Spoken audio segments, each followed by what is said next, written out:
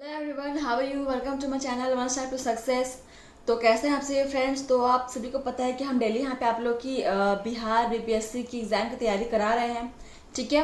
और ये हमारा जनरल पेपर है और इससे पहले भी हमने आपकी 2 क्लास लिए हैं और आज आपका तीसरा क्लास है। और फ्रेंड्स यहाँ पे हम सबसे पहले आपकी PYCQ सॉल्व करा रहे हैं, ठीक है। यानी प्रीवियस ईयर क्वेश्चन को सॉल्व करा रहे हैं, उसके बाद हम नए क्वेश्चन स्टार्ट करेंगे। चलिए स्टार्ट करते हैं। पहला क्वेश्चन देखिए यहाँ पे क्या है, निम्नलिखित कथनों पर विचार कीजिए। सो ऑप्शंस देखिए यहाँ पे, कृषि मृदाएं पर्यावरण में नाइट्रोजन के ऑक्साइड निर्मुक्त करती है। मवेशी पर्यावरण में अमोनिया निर्मुक्त करते हैं। कुक्कुट उद्योग पर्यावरण में अभिक्रियाशील नाइट्रोजन यौगिक निर्मुक्त करते हैं। तो कौन सा कथन यहाँ पे सही है बताना है आपको, ठीक है। तो आप लोग पहले ऑप्शंस देख लीजिए कौन सा यहाँ पे सही है, फिर आंसर कीजिए।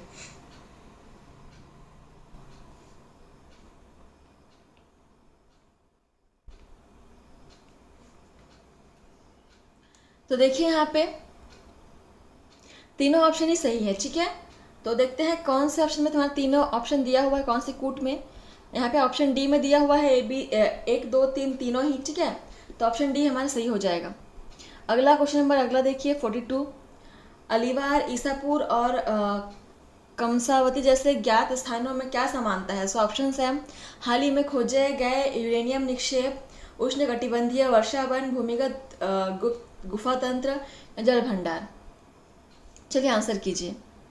अलीवार, ईसापुर और कमसावती जैसे ज्ञात स्थानों में क्या समानता है। 42। तो राइट आंसर क्या होगा इसका? ऑप्शन डी, ठीक है। जल भंडार है यहाँ पे, यही समानता है तीनों में। क्वेश्चन नंबर 43 देखिए यहाँ पे, सार्वजनिक परिवहनों में बस के लिए ईंधन के रूप में हाइड्रोजन संवर्धित CNG का इस्तेमाल करने के प्रस्तावों के संदर्भ में निम्नलिखित कथनों पर विचार करना है। तो कथन यहाँ पे दिए हुए हैं, देखिए। HCNG के इस्तेमाल का मुख्य लाभ कार्बन मोनोऑक्साइड के उत्सर्जन का विलोपन है। ईंधन के रूप में HCNG कार्बन डाइऑक्साइड और हाइड्रोकार्बन उत्सर्जनों को कम करती है।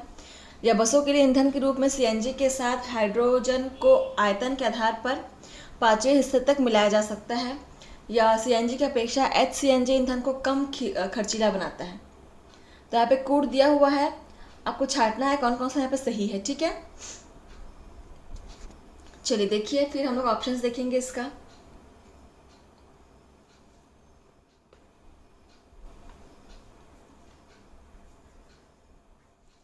तो देखिए इसका राइट आंसर क्या हो जाएगा।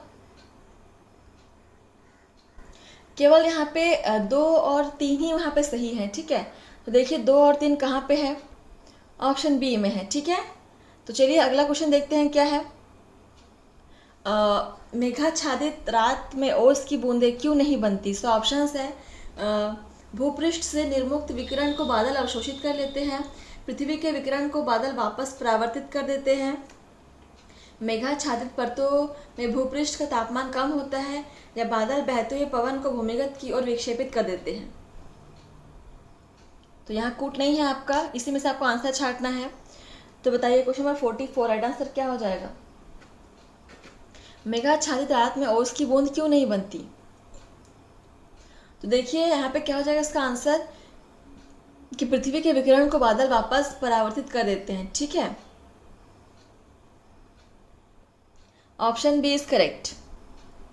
तो अगला देखो यहाँ पे,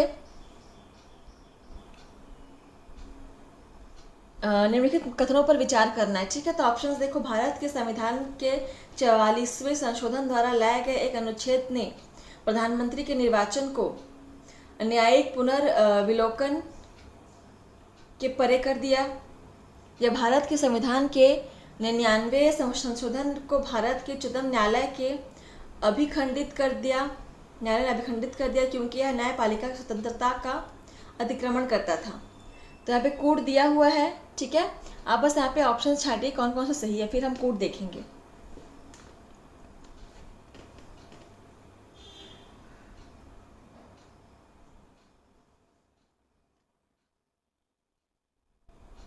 तो देखिए यहाँ पे केवल दूसरा नंबर का ऑप्शन जो है वही सही है, ठीक है। पहला गलत है। चलिए देखते हैं कौन से ऑप्शन में दिया हुआ है। देखिए ऑप्शन 2 में दिया हुआ है, बी में दिया हुआ है केवल 2, ठीक है। तो यही हमारा राइट आंसर हो जाएगा। चलिए अगला क्वेश्चन नंबर 46 देखते हैं। यहाँ पे निम्नलिखित कथनों पर विचार करना है, ठीक है। सो देखिए, पहला है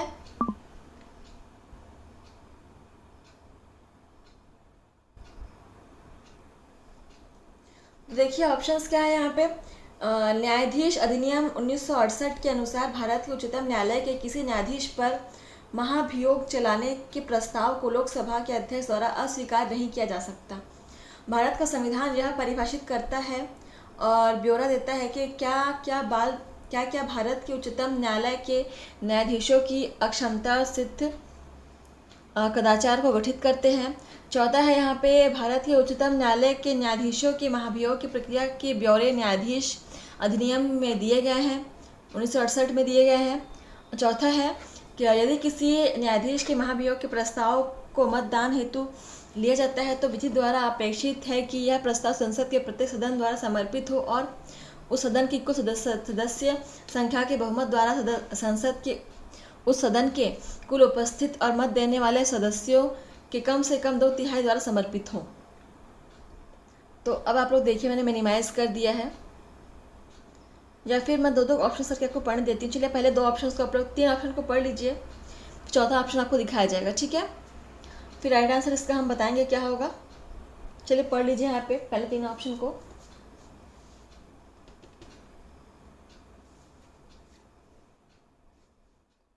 चलिए आप देखिए आगे ऑप्शन।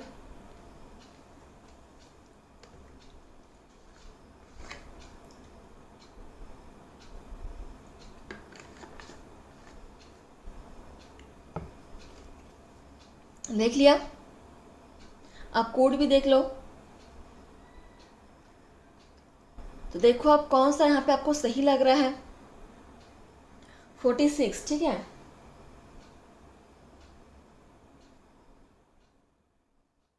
तो देखो यहाँ पे कौन सा सही हो जाएगा। केवल 3 और 4 जो है आपके सही हो जाएंगे, ठीक है। तो ऑप्शन यहाँ पे सी करेक्ट हो जाएगा, केवल 3 और 4 यहाँ पे सही होगा, ठीक है। चलो अगला क्वेश्चन देखते हैं यहाँ पे 47। किसी प्रधानमंत्री के कार्यकाल के दौरान भारत के संविधान में 9वीं अनुसूची को पुनः स्थापित किया गया था। किस प्रधानमंत्री के कार्यकाल के दौरान ऐसा किया गया था। सो ऑप्शंस हैं जवाहरलाल नेहरू, लाल बहादुर शास्त्री, इंदिरा गांधी या मोरारजी देसाई। कोट यहाँ पे नहीं है, आपको इन्हीं में आंसर करना है। किस प्रधानमंत्री के कार्यकाल के दौरान भारत के संविधान में 9वीं अनुसूची को पुनः स्थापित किया गया था।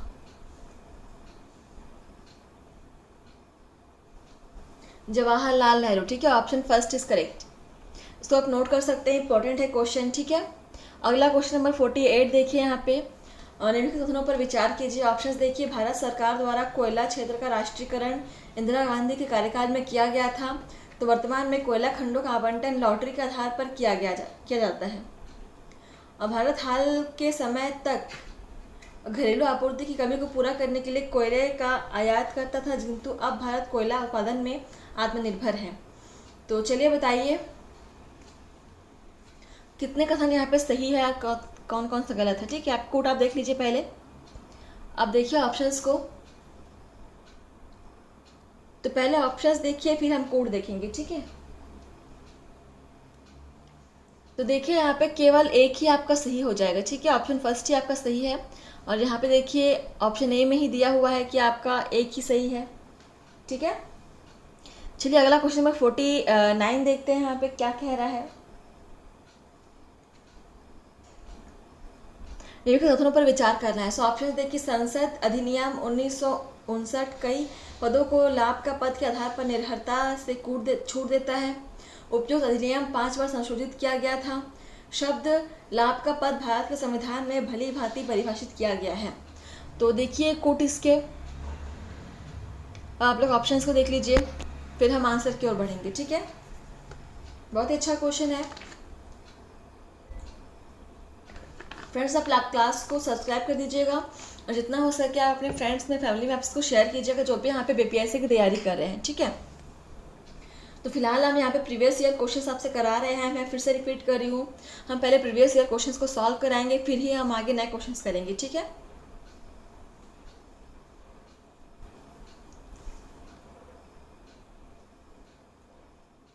तो देखिए आप राइट आंसर क्या हो जाएगा इसका, केवल 1 और 2 सही है, ठीक है। 1 और 2 ऑप्शन यहाँ पे सही हो जाएगा, तो option first is correct, A is correct.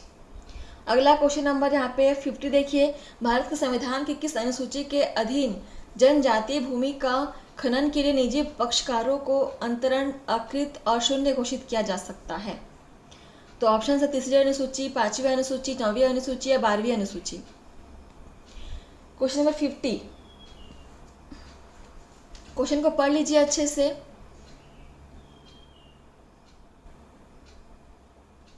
Option B is correct, ठीक है, 5वीं अनुसूची हो जाएगा। क्वेश्चन नंबर 51 देखिए, भारत में विशिष्टता असुरक्षित जनजातीय समूहों के बारे में निम्नलिखित कथनों पर विचार कीजिए। तो ऑप्शन है पीवीटीजीएस देश के 18 राज्यों तथा एक संघ राज्य क्षेत्र में निवास करते हैं। स्थिर या कम होती है जनसंख्या पीवीटीजी स्थिति के निर्धारण के मानदंडों में से एक है। देश में अब तक 95 पीवीटीजीएस आधिकारिक रूप से अधिसूचित हैं। या पीवीटीजीएस की सूची में इरुलार और कोंडा रेड्डी जनजातियां शामिल की गई हैं। तो यहाँ पे कौन सा सही है कहा गया है वो आपको बताना है, ठीक है। और देखिए कोड भी यहाँ पे दिया हुआ है, ठीक है। आप लोग क्वेश्चन ऑप्शन को देख लीजिए पहले, देन हम आंसर की ओर बढ़ेंगे, ठीक है।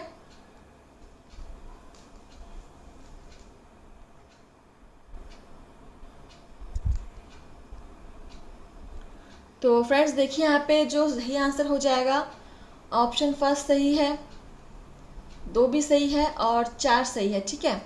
चलो अब देखते हैं इसके कहाँ कहाँ दिया हुआ है इसका। तो ऑप्शन सी में दिया हुआ है, ठीक है, तो ऑप्शन सी इज करेक्ट, 1 2 4।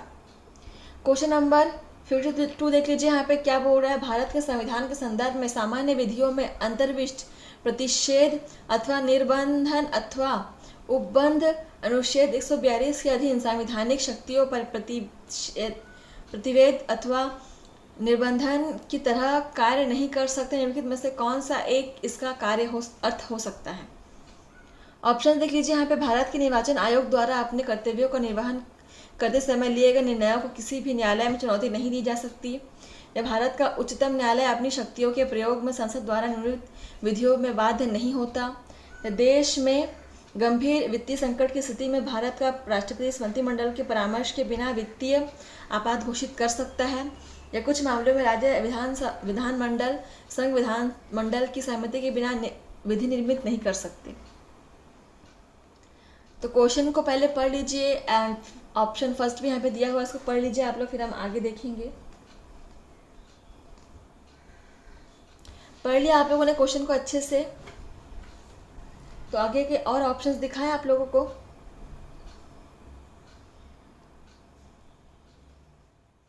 देखिए ऑप्शन नहीं देख लिया, अब देखिए बाकी 3 ऑप्शन को देख लीजिए। अब बताइए।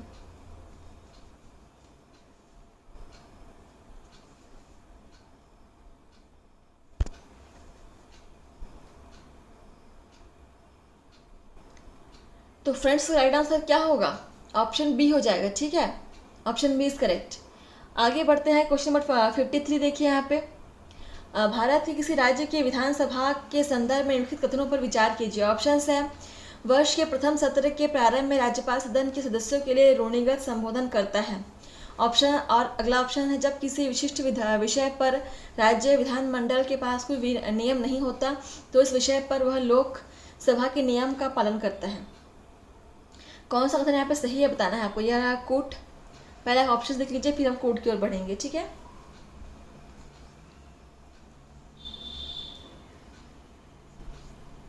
देख लिया। देखिए यहाँ पे 1 और 2 दोनों ही यहाँ पे सही है, तो देखते हैं कौन से ऑप्शन में दोनों दिया हुआ है। देखिए ऑप्शन सी में यहाँ पे दोनों दिया हुआ है आपका, ठीक है, ऑप्शन सी इज करेक्ट, 1 और 2। क्वेश्चन 54 देखिए, निम्नलिखित कथन पर फिर से आपको विचार करना है। ऑप्शन देखिए, भ्रष्टाचार के विरुद्ध संयुक्त राष्ट्र कन्वेंशन मतलब कि United Nations conventions against corruption का भूमि, समुद्र और वायु मार्ग से प्रवासियों की तस्करी के विरुद्ध एक प्रोटोकॉल होता है। और अगला है UNCAC अब तक का सबसे पहला विधितः बाध्यकारी सार्वभौमिक भ्रष्टाचार विरोधी लिखित है। और अगला ऑप्शन है आपका राष्ट्र पार संगठित अपराध के विरुद्ध संयुक्त राष्ट्र कन्वेंशन के विशिष्टता ऐसे एक विशिष्ट अध्याय का समावेशन है जिसका लक्ष्य उन संपत्तियों को उनके वैध स्वामियों को लौटाना है जिनसे वे अवैध तरीके से ली गई थी। ठीक है। मादक द्रव्य और अपराध विषयक संयुक्त राष्ट्र कार्यालय संयुक्त राष्ट्र के सदस्य राज्यों द्वारा UNCAC और UNTOC दोनों के कार्यान्वयन में सहयोग करने के लिए अधिदेशित है। तो यहाँ पे कौन सा कथन सही है आपको बताना है, तो आप लोग ऑप्शंस को पढ़ लीजिए पहले।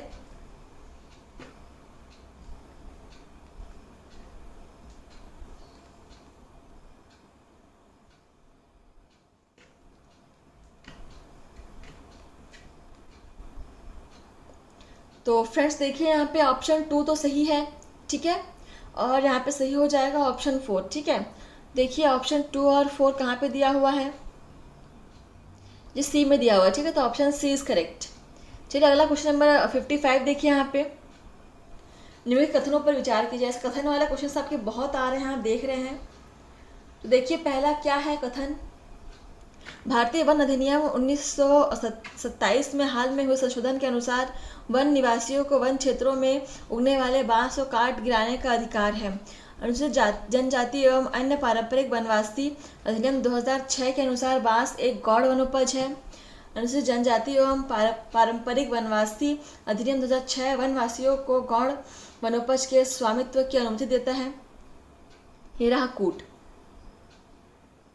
देखो अब कौन सा यहाँ कितने यहाँ पे कथन सही है।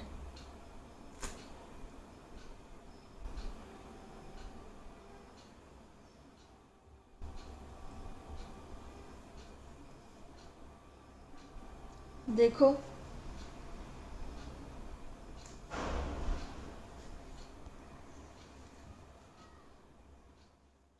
तो फ्रेंड्स यहाँ पे दूसरा और तीसरा ऑप्शन ही बिल्कुल सही है। ठीक है।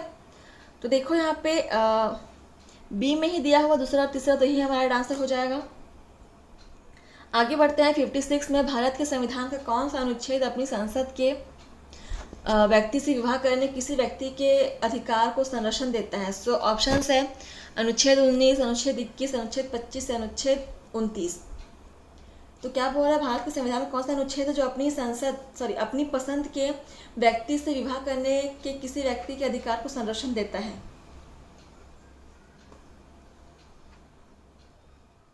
अनुच्छेद 21। ठीक है। Option B is correct. Question 57 देख लीजिए। यहाँ पे निम्नलिखित कथनों पर विचार कीजिए। तो यहाँ पे अगेन कूट वाला क्वेश्चन है। देखिए भारतीय पेटेंट अधिनियम के अनुसार किसी बीज को बनने की जैव प्रक्रिया को भारत में पेटेंट कराया जा सकता है। भारत में कोई बौद्धिक संपदा अपील बोर्ड नहीं है। यह पादप किसने भारत में पेटेंट कराए जाने के पात्र नहीं है। सो ये रहा आपके कूट। ऑप्शंस देख लीजिए पहले।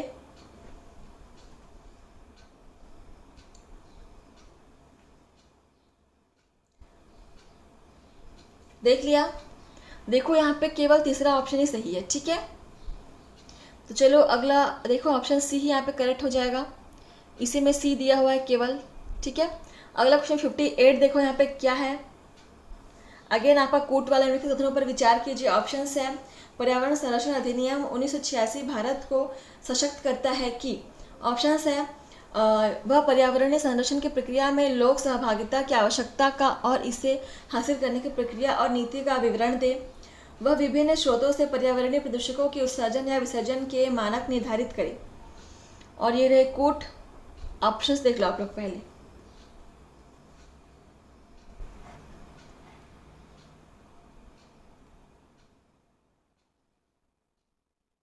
तो फ्रेंड्स यहाँ पे केवल दूसरा ऑप्शन ही सही हो जाएगा। ठीक है। देखो कहाँ पे दिया हुआ है, ऑप्शन बी में। ठीक है। अगला क्वेश्चन नंबर 59 देखो यहाँ पे क्या है। भारत में ठोस अपशिष्ट प्रबंधन नियम 2016 के अनुसार निम्नलिखित में से कौन सा एक कथन सही है। सो ऑप्शंस है अपशिष्ट उत्पादक को 5 कोटियों में अपशिष्ट अलग अलग करने होंगे। ये नियम केवल अधिसूचित नगरीय स्थानीय निकायों, अधिसूचित नगरों तथा सभी औद्योगिक नगरों पर ही लागू होंगे। इन नियमों में अपशिष्ट भराव स्थलों तथा अपशिष्ट प्रसंस्करण सुविधाओं के लिए सटीक और ब्यौरावार मानदंड उपबंधित है। अपशिष्ट उत्पादक के लिए यह आज्ञापक होगा कि किसी एक जिले में उत्पादित अपशिष्ट किसी अन्य जिले में ना ले जाए। तो यहाँ कोट नहीं दिया हुआ है, आपको इसी में आंसर करना है। देखो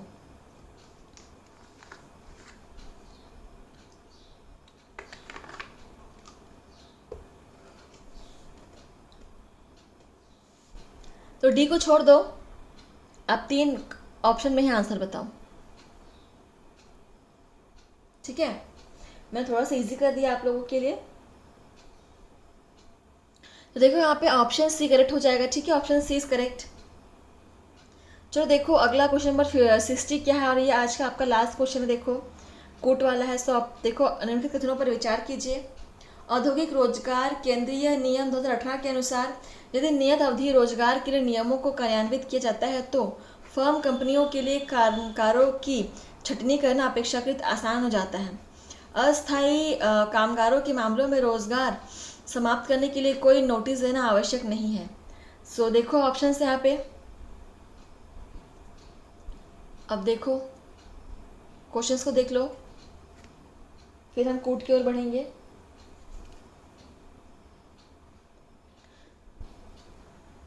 सो देखो यहाँ पे एक और दोनों ही सही हो जाएंगे। ठीक है, सो देखो कहाँ पे दिया हुआ है, ऑप्शन सी में दिया हुआ है। तो फ्रेंड्स आपका सेशन यहीं पे समाप्त होता है आज की क्लास। ठीक है, और कितने यहाँ पे क्वेश्चंस आपने सॉल्व किए मुझे कमेंट के माध्यम से बताएंगे। इसके अलावा आपको कुछ प्रॉब्लम है तो भी हम डिस्कस कर सकते हैं। और ऐसे ही बने रहिए फ्रेंड्स हमारे साथ। हम डेली आप लोग के लिए ऐसे ही क्लासेस के सेशंस लेकर आते रहेंगे। फिलहाल हम PYCQ सॉल्व करा रहे हैं, तो आप लोग PYCQ देखिए, सॉल्व कीजिए, देन न्यू क्वेश्चन कराएंगे। ठीक है, धन्यवाद फ्रेंड्स। तो आज के लिए बस इतना ही। ऐसे ही आप लोग फॉलो शेयर लाइक सब्सक्राइब करते रहिए।